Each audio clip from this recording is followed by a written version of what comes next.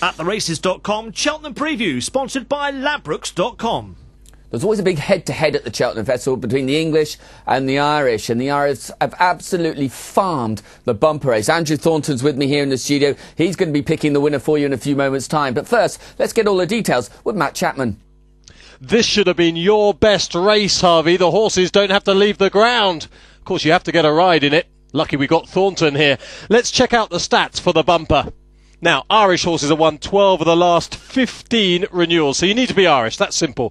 13 of the last 15 winners won last time out, so you need to be Irish and you need to have won. Only one 4-year-old, Dato Star, has won the race, so you need to be Irish, you need to be 1, and you don't want to be 4. 13 of the last 14 have won a bumper containing at least 15 runners, so competition is key. Those are the stats. Let's have a look at the notable runners. Well, you could have just probably put the Willie Mullins stable up, but Apt Approach, big chance for Willie Mullins, very impressive. Cousin Vinny, and also up there, Lilywhitedancer. That's for me, Lilywhitedancer. Zaarito's looked very impressive, though, for the champion hurdle winning trainer, Cole Murphy. Gold Award, Your Majesty, welcome to all the W's at theraces.com. And don't forget, we have a very good form guide, Your Majesty, if you want to have a look at it. So, Your Majesty, thank you for joining us here on all the W's at theraces.com.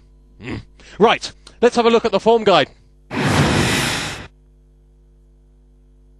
Indifference Curve next, racing now towards the final furlong, and Lilywhitedancer and Patrick Mullins now beginning to open up as they race inside the last 200 yards. Lilywhitedancer drawing clear of Hangover and the level Indifference Curve, and then Valhalla Vision, and up towards the finish. Lilywhitedancer is drawn right away to win it by 10-12.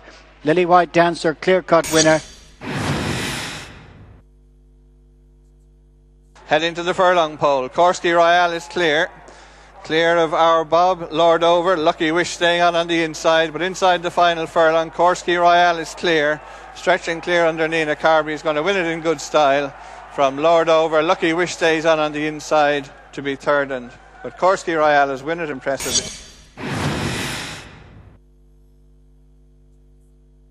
On the near side between them is Ballyvaran Oscar, the 3 just ahead of Lucky Wish, racing now to the final furlong, and it's Zaarito from our Matty racing uphill towards the final 200 yards, and it's Zaarito and Matt O'Connor now who's moved on as they race up towards the finish. Zaarito is going to make it 3 out of 3 in tremendous style for Mark O'Connor. Second home will be our Matty. An Apt Approach and Patrick Mullins from OK Corral, JP Magnia, then Grand Corgel towards the near side, and Lady Roberta in fourth, but it's Apt Approach now who's sprinting away from them as they race up towards the finish. It's Apt Approach who's out clear in the Green Star Syndicate's colours as they race to the line. Apt Approach wins it by 10-12 lengths. Jesse's Dream is the leader now from An Innocent Man. Sure Chance it is next. Cousin Vinny is starting to make ground rapidly now on the outside. An Innocent Man hits the front from in second place. Cousin Vinny putting in a tremendous late bid, and Patrick Mullins has timed it to perfection as Cousin Vinny gets up to beat An Innocent Man. Gold Award still with 2 lengths to find as they make their way up inside the final furlong and a half. Conflict of Interest running green out in front. That's giving Gold Award a little bit of a chance, and Gold Award's experience sees him draw alongside Conflict of Interest, who's been very green under pressure, and Gold Award coming away for a royal winner at the last. Gold Award for Nicky Henderson and Felix de Giles. Well, did that make things any easier for you? Because Willie Mullins has absolutely, like all the Irish shades, has farmed this race. He's got 3 in it. Apt Approach, I presume, is number 1, but you never quite know because they've all won nicely. They've all won well. Yeah. Obviously, you get the feeling that the jockeys will be probably booked already. Ruby will probably have the first pick. They don't always get it right. No, they don't always get it right.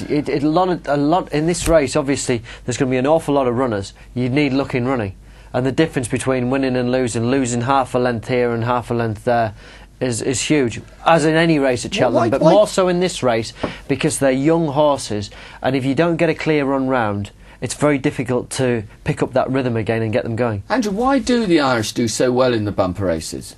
I think because you find that the majority of horses in Ireland that get sold over here are probably later in life, the pointers, but for whatever reason, I don't know, the Irish trainers seem to love winning this race, and then after they've won this race, you might see them getting sold. Yeah, because our bumpers, I mean, let's just talk about our challenge, because I'd say we've got such a miserable, what's it, Dato Star and Monsignor actually won the race, didn't he? But I think definitely the strongest contender we've got is David Pipe's horse, Big Id Fran. He's won his only start, he's flat bred, he's actually a Coolmore bred horse, but he won very nicely at Sandown.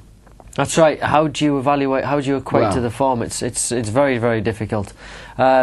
Bearing in mind that obviously he's beaten a fairly biggish field at Sandown comprehensively, but you've got the same equation in Ireland. It's a lottery. You've got to basically go. It's one of those races where you've got to keep your ears and your eyes open and your mouth shut, and just listen to what the vibes are telling you in Ireland. All I know that Big Id Fran. They said at Pipes he's an absolute ripper. He really is, and he can go a bit. So he commands an obvious respect. And Matt was going on about the Queen's horse as well. Majesty's horse Gold Award won nicely enough at Ascot. Nicky Henderson's got a line, the likes of Big Max, and he's got some nice horses. What do you think of that one? Absolutely done nothing wrong. Felix de Giles has won on this one and got on very, very well with it. Hasn't obviously encountered such a big field, which the Irish horses would have done. But like you said, first runner for Your Majesty at Cheltenham, be a great occasion. Be fantastic if he could go and win. Like you say, Nicky Henderson has got a good line, and it looks like being his only runner at the festival in the bumper. Yeah, well, Colin Murphy, we've seen what he can do at the Cheltenham Festival, and well, for the last few weeks, all the Irish we talk about is this horse Zaarito, who looked very impressive when he won at Naas. Like you say, all he can do is win. Another wide margin winner, turn of foot. Obviously the ground's going to be slightly drier than it would be over there, but most of these horses in the field that you find are flat-bred types. They will go on the better ground. Yeah. Young horses, as long as there's a little bit of dig in the ground, which, like we've spoken about before, you don't get fast ground at Cheltenham. Have you ridden in the bumper yourself? I've ridden the bumper a couple of times, finished mid-division, but like I say, I've never ridden an Irish trained horse, so I haven't got too near the front. Okay, come on then, selection. I think personally you've got to go with the favourite. Zaarito. They don't have a bad record in the race. The vibes are very, very strong about the horse, so why shirk away from him? Yep, Zaarito has an obvious chance, but I really like Big Id Fran, David Pipe's horse. As he said, it's a ripper. At theraces.com, Cheltenham Preview, sponsored by Ladbrokes.com.